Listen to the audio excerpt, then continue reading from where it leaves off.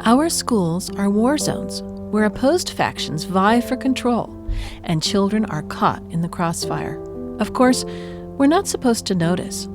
For the last century, we have been told schools are our only hope, bastions of democracy where young minds are nurtured and prepared for productive living, but they are not. The pandemic tore off the veneer and gave parents a good look into what has really been going on. And then the question started. How did things get so bad? Where did it all begin to go so wrong? What if I told you it's been wrong from the beginning? What if I told you things have been rotten from the foundations? John Taylor Gatto was an award-winning teacher who volunteered to try to make a difference. He witnessed the battle firsthand, but eventually he couldn't stand the strain of watching the carnage, so he quit. He spent the rest of his life speaking out and letting us in on the reasons why conventional schooling doesn't work. He is the focus of today's podcast. Hi there, sweet mommies. How are you doing? Wouldn't it be fun to learn more about the history of education and why things are so bad? Well, I'm the mom of 15, and I've been homeschooling for over 36 years, and I really have learned a lot of this junk, okay? And it's so fun, and I want to share it with you, and I want to add to your life today, so go ahead and grab something to do, like, work a puzzle, or vacuum, or whatever you need to do, and listen as we dive in to the good life in Jesus. Okay, so John Taylor Gatto. All right. He was an interesting guy, but this is going along with all the other stuff we've been learning, right? So we've been trying to educate ourselves so that we will make better choices next year when we're grabbing all the stuff we want to teach our kids with and the program we want to follow and how we want to order our days and all that fun stuff. And so we've been learning, we talked about Karen Andriola and Charlotte Mason, and then we talked about Ruth Beechick, and we did Dr. Raymond Moore, which was fun. And today it's John Taylor Gatto. Now, I learned so much about what education is not from John Taylor Gatto. I'm just really well versed in what it looks like that true education does not look like that, right? And how many ways we harm children and we hurt them. But I also needed to find out what was good, so I eventually did that. But right now we're going to concentrate on how things went so bad. Okay, now John Taylor Gatto was an interesting man. He was born and grew up along the Monongahela. I hope I'm saying that right. Monongahela River in Pennsylvania in a steel industry town, okay? Now, he did go to college and he graduated, and he also had a stint in the U.S. Army.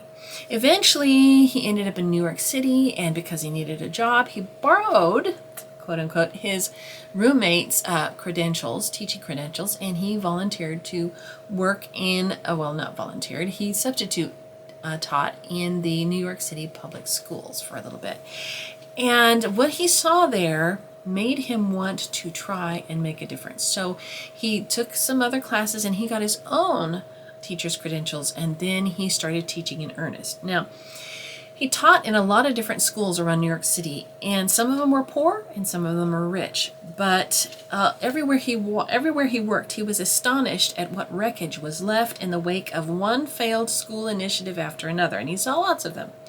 While most teachers became overwhelmed and gave in to the status quo when they just decided, don't rock the boat, Gatto became energized, okay? Instead of going through the motions and passing failing children on to the next grade to be someone else's problem, he approached the situation from a totally different perspective.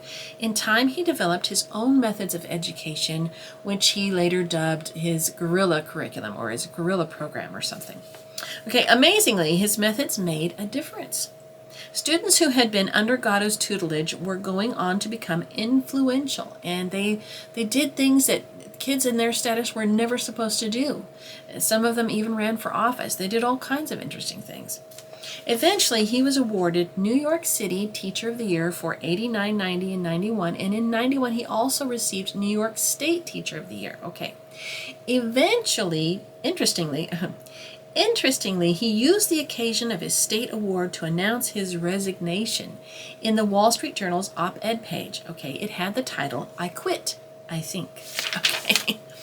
Now, I'm going to read this to you because I think this gives you insight into exactly what John Taylor Gatto thought and what the conclusions he gathered from all of his years of teaching. Okay. I quit, I think. I've taught public school for 26 years, but I just can't do it anymore. For years, I asked the local school board and superintendent to let me teach a curriculum that doesn't hurt kids, but they had other fish to fry. So I'm going to quit, I think. I've come slowly to understand what it is I really teach. A curriculum of confusion, class position, arbitrary justice, vulgarity, rudeness, disrespect for privacy, indifference to quality, and utter dependency. I teach how to fit into a world I don't want to live in. I just can't do it anymore. I can't train children to wait to be told what to do. I can't train people to drop what they are doing when a bell sounds. I can't persuade children to feel some justice in their class placement when there isn't any. And I can't persuade children to believe teachers have valuable secrets they can acquire by becoming our disciples. That isn't true. Government schooling is the most radical adventure in history. It kills the family by monopolizing the best times of childhood and by teaching disrespect for home and parents. An exaggeration? Hardly. Parents aren't meant to participate in our form of schooling, rhetoric to the contrary. My orders as school teacher are to make children fit an animal training system, not to help each find his or her personal path. The whole blueprint of school procedure is Egyptian, not Greek or Roman. It grows from the faith that human value is a scarce thing, represented symbolically by the narrow peak of the pyramid. That idea passed into American history through the Puritans. It found its, quote, scientific, unquote, presentation in the bell curve, along which talent supposedly apportions itself by some iron law of biology. It's a religious idea, and school is its church. New York City hires me to be a priest. I offer rituals to keep heresy at bay. I provide documentation to justify the heavenly pyramid. Socrates foresaw that if teaching became a formal profession, something like this would happen. Professional interest is best served by making what is easy to do seem hard, by subordinating laity to priesthood. School has become too vital a jobs project, contract giver and protector of the social order to allow itself to be reformed. It has political allies to guard its marches. That's why reforms come and go without changing much. Even reformers can't imagine school much different. David learns to read at age 4. Rachel at age 9. In normal development, when both are 13, you can't tell which one learned first. The 5-year spread means nothing at all. But in school, I will label Rachel, quote, learning disabled, unquote, and slow David down a bit too. For a paycheck, I adjust David to depend on me to tell him when to go and stop. He won't outgrow that dependency. I identify Rachel as discount merchandise, quote, special education, unquote. After a few months, she'll be locked into her place forever. In 26 years of teaching rich kids and poor, I almost never met a learning disabled child. Hardly ever met a gifted and talented one either. Like all school categories, these are sacred myths created by the human imagination. They derive from questionable values we never examine because they preserve the temple of schooling. That's the secret behind short answer tests, bells, uniform time blocks, age grading, standardization, and all the rest of the school of religion punishing our nation. There isn't a right way to become educated. There are as many ways as fingerprints. We don't need state-certified teachers to make education happen. That probably guarantees it won't. How much more evidence is necessary? Good schools don't need more money or a longer year. They need real, free market choices, variety that speaks to every need and runs risks. We don't need a national curriculum or national testing either. Both initiatives arise from ignorance of how people learn or deliberate indifference to it. I can't teach this way any longer. If you hear of a job where I don't have to hurt kids to make a living, let me know. Come fall, I'll be looking for work, I think. After reading through Gatto's books and articles, I found the scoop on his decision to quit. It seems his method depended upon getting kids out of school during the day. So in order to do his guerrilla curriculum, he had to do field trips to places like Town Hall where people were getting things done. As his success and popularity grew, it cast a dark shadow on conventional schooling, and administrators and other teachers began to resent Gatto. And so they stopped granting him permission to take his students out. One day he had his kids ready, they were going out, and they said, nope, you can't take the kids out. And he said, why? And they had no explanation. And so they put other policies in place where he couldn't do it anymore. He couldn't teach the kids differently from the curriculum. And so he says this happened to other teachers, okay, during that time. And he says this, it's a quote, "It's worth thinking hard about why that has to be true in a system which is compelled to spend vast amounts of money on a regular basis, in a system based on social control and competition, and in a system with aspirations, however latent, to achieve utopia. In none of these cases, which describe the commonality of American schooling, is a good teacher much more than a danger." This explains why school teachers like Jaime Escalante and Marva Collins, now you know Jaime Escalante was the teacher in the that was featured in the film Stand and Deliver. Okay, so that's a movie you can watch, and it's really an interesting movie, and it's about a man who went to a school in Los Angeles and how they were not expected to do anything. Right? They were just being passed along. He taught them calculus, okay? And he got all kinds of awards and everything, okay? But they forced him out in the end. They don't say that in the movie, but they did. This explains why school teachers like Jaime Escalante and Marva Collins, she was another teacher that did the same thing, I think in Chicago maybe, were driven from their schools in spite of such favorable attention from national media. They didn't understand what was expected of them, or they rebelled, okay?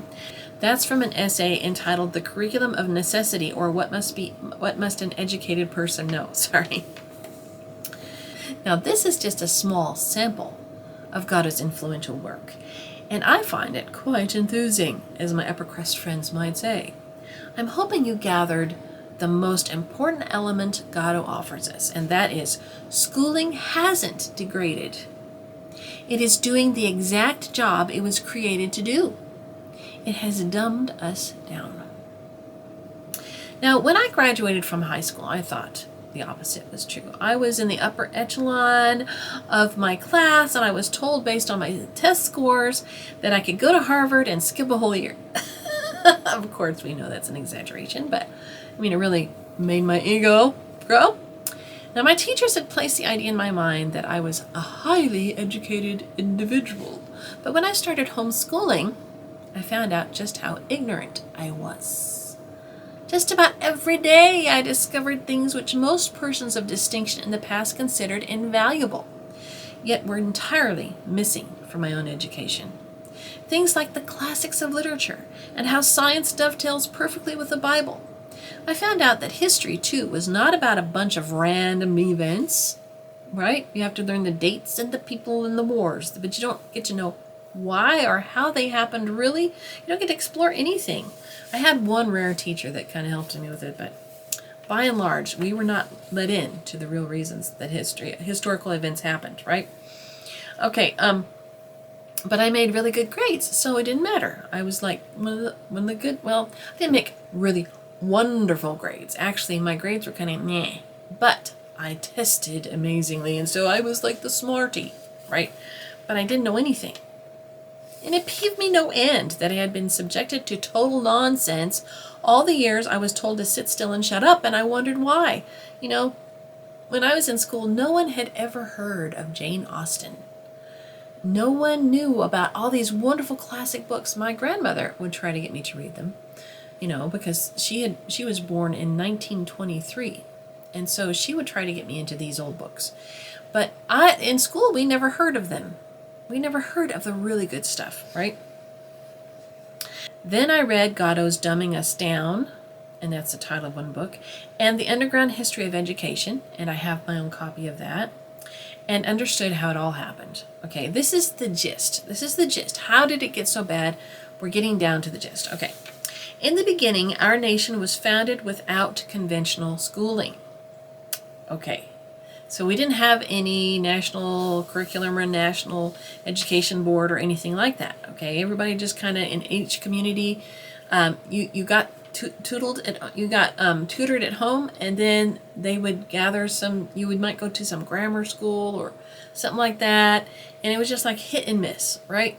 So you would think that that would have produced a nation of ignorant illiterates, but it didn't. It didn't at all. It was so amazing. In fact, the literacy rate among the colonists was much higher than in our day. Now, Gatto says this in The Underground History of American Education. Okay. Looking back, abundant data exists from states like Connecticut and Massachusetts to show that by 1840, the incidence of complex literacy in the United States was between 93 and 100% wherever such a thing mattered. So think, 93 to 100% literacy, and that's complex literacy, compared to our literacy rates today. According to the Connecticut census of 1840, only one citizen out of every 579 was illiterate, and you probably don't want to know, not really, what people in those days considered literate. It's too embarrassing. Popular novels of the period give a clue. Last of the Mohicans, published in 1826, sold so well that a contemporary equivalent would have to move 10 million copies to match it. If you pick up an uncut version, you find yourself in a dense thicket of philosophy, history, culture, manners, politics, geography, analysis of human motives and actions, all conveyed in data-rich periodic sentences so formidable, only a determined and well-educated reader can handle it nowadays. Yet in 1818, we were a small farm nation without colleges or universities to speak of. Could those simple folk have had more complex minds than our own? And then this is me, okay. Then things shifted. As the Industrial Revolution revved up, so did the social engineers. Horace Mann was chief among them, and he was a man of seeming limitless enthusiasm for imprisoning children, quote, for the good of society, unquote. And you have to know this guy was really kind of a little okay, he was a phrenologist. And I don't know if you've ever heard of phrenology. Phrenology was based like sort of on the evolutionary idea that certain peoples were more evolutionarily advanced. I told you I was only public schooled. Okay, evolutionarily advanced than others. Okay, so they could tell the it was kind of like palm reading, only with the bumps on a person's head, how the person's head was shaped, and if there were certain bumps, that's how you could tell if someone was intelligent. Yes, and actually Horace Mann wanted this as part of public school. Yeah, he wanted each child to be evaluated by phrenology. All right, I know it's crazy, but he's the father of modern education. And if you go to any website, oh, Horace Mann, yes, he's so wonderful. Anyway, he was actually not great. All right. Seems he and some others took a trip to Prussia, which we would today call Germany, to spy out just how to go about harnessing an entire population, quote, for the good of society, unquote. What he found there was a system of schooling formulated by tyrants who wanted to produce a country of cannon fodder. Seriously, the Friedrichs of Prussia wanted to be known for their magnificent and undefeated armies, and so they sought to create an entire society based on obedience to orders. To understand this, we must understand how wars were fought in those days. Men faced each other in long lines. You know, you've seen the movies where they line up in these long lines against each other. And, okay, so, yeah. And then, on command, they lowered their muskets and shot each other. I can't imagine what it must have meant to be in that front line, wondering where the bullet would strike. There weren't any trees to dodge behind. There was no way to zigzag to try to avoid the bullets. You were required to stand and be shot at. Simple. So the commanders could not think of soldiers as people. as sons with moms at home crying for them, right? No, they had to become numbers, as little tin figures on a playing board to be moved around at will. And here's a definition of cannon fodder. Okay, cannon fodder refers to soldiers who are considered expendable in battle, often sent into combat with a high likelihood of being killed or injured. The term is used to describe those who are treated as mere resources for achieving military objectives. Okay. And the soldiers could not be allowed to think of themselves as persons either. When asked to jump, the only response allowed was, "How high?" Now, we learned that when I was in basic training. When I say jump, you say how high, right? Okay. The only way to produce such automatons was to adopt the practices of ancient Sparta of Greece. In that society, children were not the possessions of their parents. They were possessions of the state. They were removed from their families at young ages and hardened into soldiering, even the young girls. And I know they make movies about how wonderful young girls can be soldiers, blah, blah, blah. But this was no utopian Disney dream. This was harsh and inhumane. Encyclopedia Britannica states, quote, "The sparsity of ruins from antiquity around the modern city of Sparta reflects the austerity of the military oligarchy." Unquote. No imposing buildings or statuary or murals. No burial tombs with artifacts of sentimentality. Nothing left to speak of the souls of the people who lived and died there. Thankfully, this Spartan state did not survive into the years after Christ. However, this did not keep the Prussians from attempting to rule with the same ideas, or the Friedrichs in Prussia, remember. Thomas Alexander studied the Prussian education system and had this to say about it in 1918. There were people that vehemently opposed this idea. In fact, they had to kind of ram it down people's throats because people weren't having anything to do with it.